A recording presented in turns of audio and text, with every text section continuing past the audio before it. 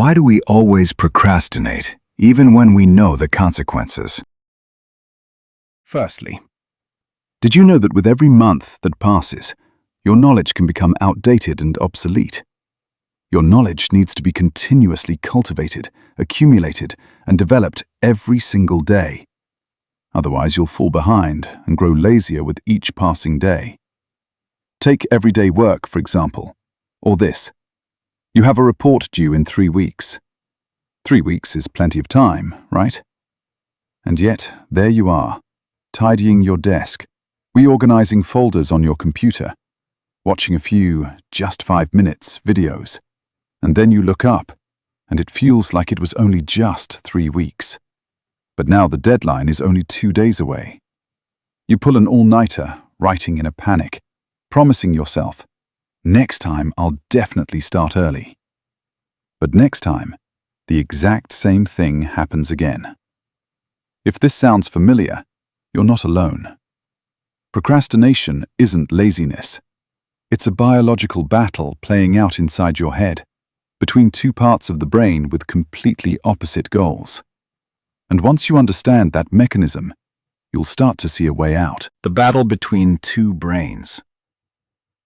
Psychologist Piers Steele, author of an in-depth research book on procrastination, describes the human brain as having two drivers fighting over the wheel. On one side is the limbic system, the primitive emotional part of the brain that only cares about feeling good right now. On the other is the prefrontal cortex, the rational part of the brain, capable of planning and thinking about the future. The problem is, the limbic system was shaped over millions of years of evolution, while the prefrontal cortex is brand new in the history of the brain, not fully developed until after age 25. When you're faced with a boring task alongside an appealing source of entertainment right in front of you, the limbic system almost always wins, because it reacts far faster and far more powerfully than the rational part of the brain. This isn't a lack of willpower on your part. This is biological architecture working exactly as designed.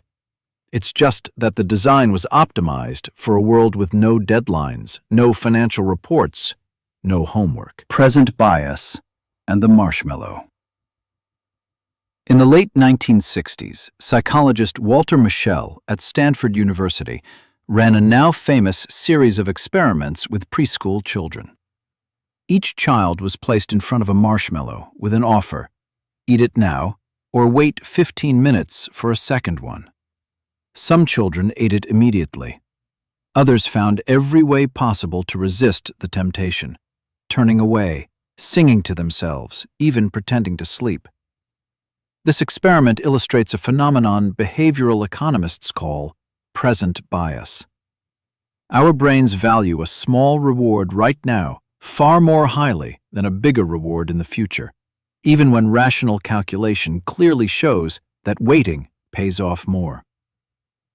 In the context of work, this becomes scrolling my phone for 10 minutes right now always wins out over finishing the report early so next week is less stressful, even though, logically, everyone knows the latter is better. Procrastination, in the end, is the inevitable result of placing a brain wired for instant rewards into a world full of long-term goals. A fear called emotion, not time. There's a common misconception. We think procrastination is a time management problem. But researcher Tim Pitchell at Carleton University, who has spent his entire career studying procrastination, points out that its true nature lies in emotional regulation. When you avoid a task, what you're actually avoiding isn't the task itself, it's the uncomfortable feeling that comes with it, the anxiety of not knowing where to start, the boredom, the fear of not doing it well. Scrolling social media becomes an instant painkiller for that negative emotion. The problem is, every time you procrastinate to escape that discomfort, your brain takes note. Avoidance makes me feel better. And that habit gets reinforced further and further in exactly the same way an addictive behavior gets reinforced. This is also why simply building a detailed schedule rarely solves procrastination at its root. You don't lack a better calendar. You lack a better way of handling uncomfortable emotions. So, what should you do? Based on these findings, behavioral psychologists propose a few strategies that have been tested and verified. 1. Break the task down to an absurd degree. Not write the report, but open the Word file and type one sentence. The goal is to lower the initial emotional barrier to the point where the limbic system no longer has a reason to resist. 2. Use pre-commitment. Setting up an immediate consequence or reward in the present, for example, scheduling a work session with a friend or rewarding yourself right after a short focus session, helps close the gap between action and reward, something the brain responds to far better than a reward that's far off in the future. 3. Name the emotion instead of avoiding it.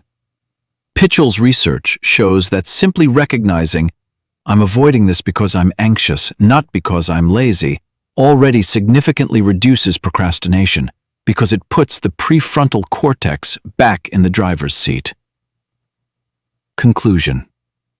At the end of the day, procrastination isn't your enemy.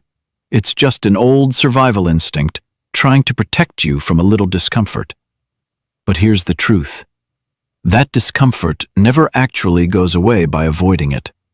It only grows bigger, quieter, and heavier until it becomes the very panic you feel the night before a deadline. So stop waiting for the perfect moment to start because it doesn't exist. Stop waiting to feel motivated because motivation almost always comes after you begin, not before.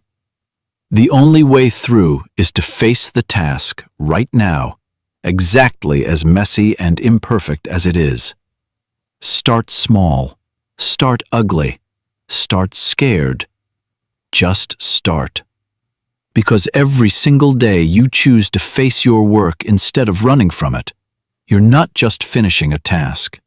You're rewiring your brain to trust you a little more. And that trust is what turns a person who procrastinates into a person who simply does the work. So the next time you feel the urge to scroll instead of start, pause, take a breath, and open that file anyway. Your future self, the one who isn't crying over a deadline at 2 a.m., will thank you for it.